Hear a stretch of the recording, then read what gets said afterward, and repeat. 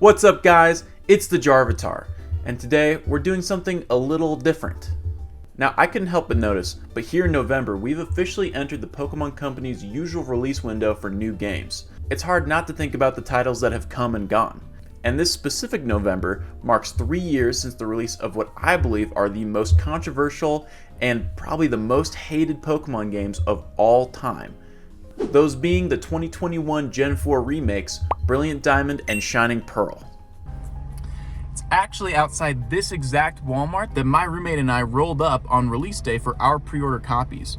It's not surprising that we'd stay up past the crack of dawn to come get this sweet nostalgia. We were among maybe 10 other people that came to this location for their copies.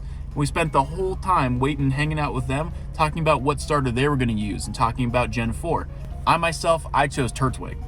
So, what could have possibly possessed me to roll up to a Walmart for BDSP?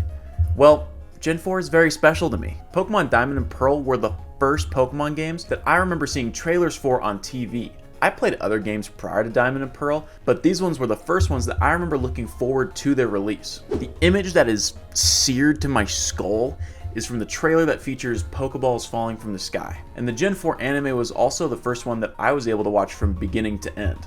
On top of that, only 2 years later, Pokemon Platinum came out, which is the first video game that I ever pre-ordered. And it came with a cool little statue. Now that title has gone on to be among my favorite Pokemon games of all time. Now I know that list changes pretty much daily, but it's usually either first, second, or third place. Hey, you know how it is. With so much love and nostalgia for these games, it's no surprise that you would have seen my ass camped outside of Walmart at 6 a.m. in the freezing cold November morning. Knowing how dumb I was, I wouldn't be surprised if I was in flip-flops. Now there was a lot of hype surrounding these games too. Up until that point, Pokemon had been 3 for 3 with remakes of old games. Pokemon Fire Red and Leaf Green capture the feeling of playing Red and Blue perfectly. They retain features of that game that keep it grounded to its inspiration, and then add content that iterates and applies the best of what Pokemon had to offer up until that point. I love exploring the Sevii Islands, and I especially love when Blue whips out a f***ing Tyranitar at your rematch battle against him. Like, come on! Now the Gen 2 remakes, Heart Gold and Soul Silver, are widely considered to be the best Pokemon games of all time, according to a lot of fans of the series. Now these games knocked it out of the park in terms of updates and shoving so much content into one game. There is so much to be loved about Heart Gold and Soul Silver. And then the remakes prior to BDSP, Omega Ruby and Alpha Sapphire, are what I think are certainly the most underrated Pokemon games of all time. Now, despite the outcry of there being too much water, ORAS actually does the most as far as updating the original game is concerned. Features like the Dex Nav, Mega Evolutions, an entire Emerald themed post-game, real-time flying over Hoenn make this game one of the best Pokemon experiences anyone could have. So yeah, there was a lot riding on BDSP. It was supposed to be a remake, which historically means that we are to expect a much higher level of quality of some incredibly nostalgic games. And on top of that, the wait for this game was hefty. BDSP came out in 2021 and ORAS came out in 2014. The other remakes had 5-year waits in between them, but BDSP took 7 to come out. Now there's a lot of history and context going into this game. So what did Game Freak decide to do to accommodate that? Well, nothing. They didn't make the game. They outsourced it to a different studio, Ilka Entertainment. In order to also develop Pokemon Legends Arceus as well as Scarlet and Violet, Game Freak did something completely new and let another studio spearhead a main series title. So how did the rookie studio do? Well, it's hard to say whether or not BDSP is definitely good or bad, because I feel like a lot of that depends on what expectations someone may have had. So in all fairness, let's talk about some of what I believe are the pros and cons of Pokemon Brilliant Diamond and Shining Pearl. First off, the thing that I remember being impressed by upon my first playthrough of my copy of Shining Pearl is the Pokemon League. This Elite Four in this game is genuinely insane. Off the top of my head, there is no Elite Four in any Pokemon game that has 3 different teams per member that you can encounter. For the most part, Elite Four teams have 2 teams that you can face. One for the first time you encounter them, and then another for when you return as a champion or when you complete some major milestone. Like I mentioned earlier, in Fire Red, once you finish the post game, you can return and fight the Pokemon League again. only this time Blue has a Tyranitar. Even the first teams that you face in BDSP are genuinely difficult. The teams are taken straight from Diamond and Pearl, with all the funny things that come along with that, such as Flint having a Driftblim and a Steelix, because there aren't really any fire types in Diamond and Pearl's base game. In BDSP, each one of these ported teams is made to be much better than the teams upon which they're based. Every Mon has a held item that fits into their strategy, like Aaron's Heracross having a Flame Orb with the ability Guts, as well as every Pokemon also having a nature that plays into the specific niche that they're supposed to fill, like Flint's Infernape having a Jolly nature. Let's also mention that Infernape has its hidden ability Iron Fist. Every team is stacked your first time through, and I was pleasantly surprised on that first playthrough of the game to find that level of difficulty. This doesn't even take into account the rematch teams. In a stroke of what I think is incredible genius, upon a rematch, rather than sticking with that original Diamond and Pearl team, you are now facing down an updated version of the teams found in Platinum, now with held items and certain specializations. But wait, there's more. Once you've completed the post-game of BDSP and caught Heatran, you are now treated to an even further challenge to what is actually the strongest Elite Four in any Pokemon game ever. And that's not my opinion here. Like, I looked it up, I did that research. Cynthia's Garchomp, which in this rematch is at level 88, is tied for first place as the highest level trainer-owned Pokemon that you can encounter in the entirety of the franchise. Now, the other level 88 Pokemon that you can encounter is Red's Pikachu in Heart Gold and Soul Silver. And who do you think is going to win a 1v1? Cynthia's Garchomp or Red's Pikachu? It's not much of a competition. Given the sheer level, the fact that it has a Yache Berry to accommodate its ice weakness, its jolly nature, and the fact that it's a fucking Garchomp. This Pokemon is, from what I've come to discover, the single most powerful Pokemon you can encounter at all. So yeah, the Elite Four in this game is really good whenever you choose to challenge it. Now, the next pro that I'd like to touch on is the battle scenes in this game. When you're in a battle, the arena around you is almost always a beautifully rendered area. Depending on where you are in the region, Mount Coronet, the mountain in the center of Sinnoh, will be oriented in a way that it makes sense given your location. Like, come on, like that's really cool. There's vibrant forest scenes and cool rocky cliffs, and they're all setting apart this game as the one that has the battle scenes that look the best. Now, another thing to add to our list of pros is the soundtrack, though that essentially goes without saying. The remastered tracks of the Diamond and Pearl soundtrack were inevitably going to go hard. They really nailed it across the board with the music. And the last major pro that I want to hit on is the Grand Underground. Fans of the original games of Diamond and Pearl will remember the incredible feature that was the Underground. The vast network of tunnels that ran beneath the whole region of Sinnoh made for hours of fun with my siblings growing up. I remember distinctly making secret bases with my sister, mining up fossils, and setting traps for those people that I wanted to annoy. Now, those same fans of Diamond and Pearl will also remember the glaring issues that there were with the games. The bulk of these problems were found in the regional Sinnoh Pokédex. Some of the strangest decisions that could have ever been made were made in this development process.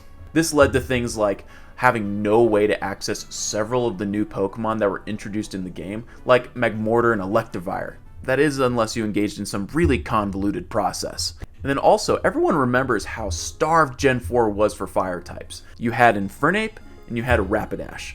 That was all that there was, and if you didn't like it, you can set your red afro on fire. BDSP sought to use the established feature of the Underground as a tool to accommodate the broken regional decks. For whatever reason, Ilka was married to the idea that above ground, they needed to keep the encounter tables exactly the same as the original games. But underground, they could create these massive openings where you could encounter those Pokemon that previously were nowhere to be found. So those were the good things that I have to say regarding Brilliant Diamond and Shining Pearl. Now, it's time to get negative. It's time to dunk on these games and milk that outrage for all that it's worth. Except I won't do that.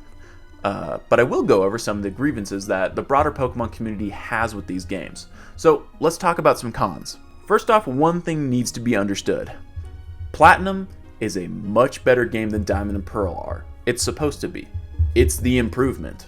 But it's to the point that I'm confident in saying that without Platinum, the modern day view of Gen 4 would not be nearly as positive as it is. Platinum fixed and added to so many features of Diamond and Pearl. Encounter tables are better, the regional Pokedex is better, the teams of gym leaders are better, the story is better, the post game is better, the battle frontier is better, Platinum is just better. BDSP is unfortunately a very faithful remake to those original titles, and most of the improvements that Platinum made to the game are nowhere to be seen. The other remakes that the Pokemon Company has done did a much better job of marrying concepts that were present in the third version with that of the originals. This can be seen in Heart Gold and Soul Silver, where they took Yucine and Suicune's events from Crystal and applied them there. And Omega Ruby and Alpha Sapphire had a whole entire post-game added that touched on elements of Emerald. So a lot of folks had a valid hope that BDSP would incorporate Platinum in some way or another to a larger degree, but they didn't. They stuck to their guns, and they made a very faithful remake. And there are aspects of that I understand, and others that I just fundamentally don't. Gosh, Platinum is so good! But the next major problem that a lot of people have with these games comes to no surprise. It's the art style. Going into this game, they made the creative decision to maintain a chibi art style for all of the overworld NPCs. And I'm gonna be honest, this is something I don't really feel like I can defend. It looks so goofy. Like, is it adorable? Yes, it's super cute. But when all these cute little characters are huddled up next to each other while the world is unmaking itself before their eyes, it takes away from what's supposed to be like a serious moment. I can't take this game seriously at all because of how adorable it is. Like, this dude wants to rebuild the universe in his own flawed image, but this dude's just a little guy. He's just a little baby, actually. Now, I know that the original games had a similar art style, but the transition from 2D to 3D makes a world of difference. It's not bad by any means, it just doesn't feel right for this game. Now, the visuals are, from what I've been able to research, the #1 complaint that people have with these games. But one other one that I've seen a lot is the addition of a couple things that greatly impact how battles fundamentally work in this game. The first thing I see get criticism is the inability to turn off the EXP share.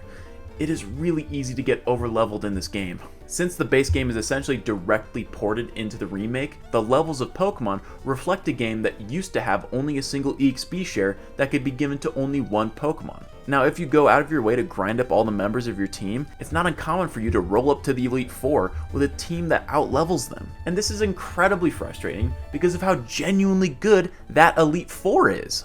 And another feature that seems to pop up in this game more often than any other game that I've seen is the application of affection. In this game, leveling up your friendship stat will lead to similar outcomes to affection in games like X and Y with their Pokemon Ami feature. In BDSP, your Pokemon will be miraculously dodging moves and not fainting at all just because you have max friendship with it. And by the time you get to the Elite Four, most likely each member of your team is going to have max friendship. So it won't be uncommon to see them score cheeky wins here and there when you really didn't do anything to deserve it. Again, this is really frustrating because I'm trying to enjoy this great challenge that they designed for me. It really is a major bummer. So with those pros and cons out of the way, let's revisit the question that got us here. 3 years after the release of Brilliant Diamond Shining Pearl, are these good games? And again, I think it all depends on what you wanted out of them. If you wanted a faithful remake of Diamond and Pearl that runs on the Switch, then yeah, I'd consider these really good games.